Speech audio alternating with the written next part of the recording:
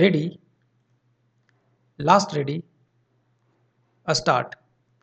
Before perusing the submissions made by the Council, it is paramount to also consider the bare text of the concerned provisions vis-a-vis their comparative dissection.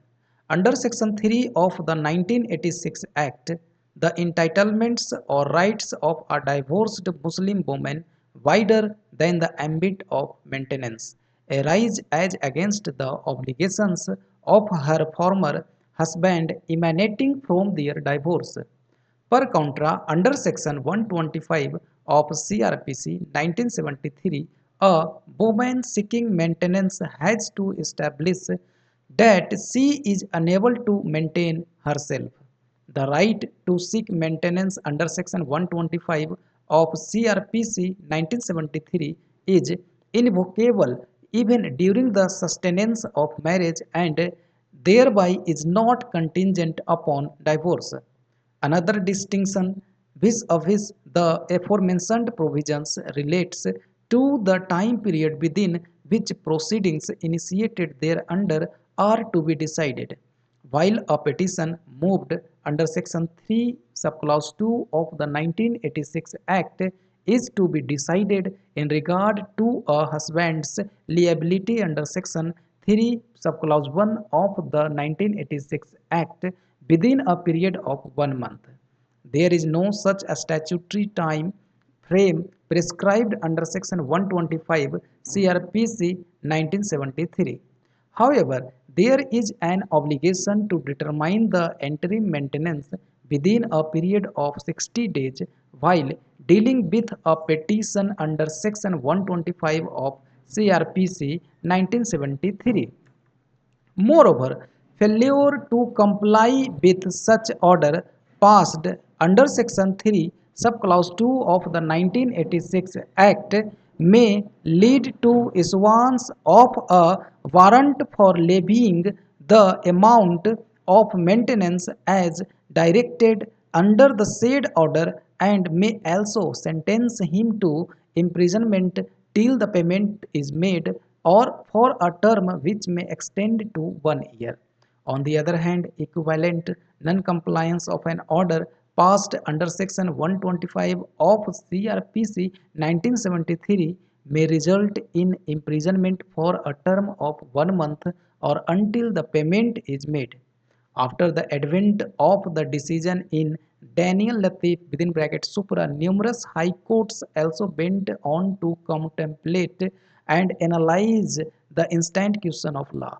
A quick examination of the said judgment by various high courts allows us to categorize the decisions rendered therein into two sets of views. The first view in certain judgments so rendered held that the remedy is to be exclusively exercised under Section 3 of the 1986 Act, impliedly holding that the rights under the secular provisions stood extinguished. Another view in certain other judgments allowed a divorced Muslim woman to seek the remedy of a maintenance under Section 125 of CRPC 1973 while explicit existence of Section 3 of the 1986 Act was recognized. One decision by a single judge of the High Court of Allahabad in Shahid Jamal Ansari versus a state of Uttar Pradesh 2008 SCC online all 1077 is brought to our attention by the learned amicus curiae, whereby the court opined that a divorced Muslim woman cannot claim maintenance from her former husband by virtue of secular provision of Section 125 of CRPC 1973 and the 1986 Act being a complete code in itself on the subject matter of maintenance prevails.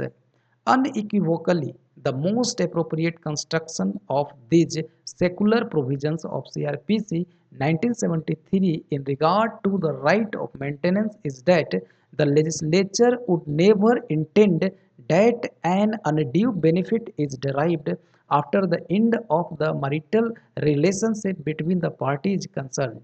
Hence, the provisions of section 127 within bracket 3 within bracket B of CRPC 1973 would act in the nature of a proviso to the right provided under section 125 of CRPC 1973. Only such a circumstance where sufficient means of livelihood after the divorce and the provisions contemplating the future needs of divorced Muslim women and stands provided to the satisfaction of the court concerned. To affirm, reliance is placed on paragraph numbers 28 and 29 of the decision in Daniel Latif within bracket supra, which are reproduced herein below. A careful reading of the provisions of the Act would indicate that a divorced woman is entitled to a reasonable and fair provision for maintenance. It was stated that Parliament seems to intend that the divorced woman gets sufficient means of livelihood after the divorce, and therefore the word provision indicates that something is provided in advance for meeting some needs. In other words, at the time of divorce, the Muslim husband is required to contemplate the future needs and make preparatory arrangements in advance for meeting those needs. Reasonable and fair provision may include provision for her residence, her food, her clothes, and other articles.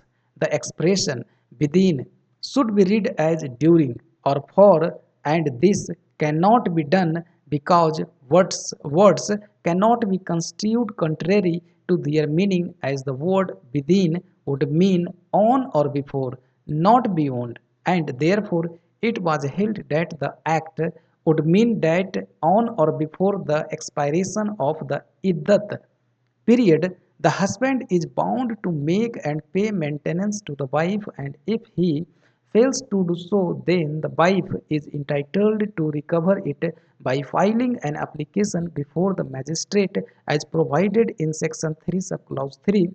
But nowhere has Parliament provided that reasonable and fair provision and maintenance is limited only for iddat period and not beyond it. It would extend to the whole life of the divorced wife unless she gets married for a second time. Stop.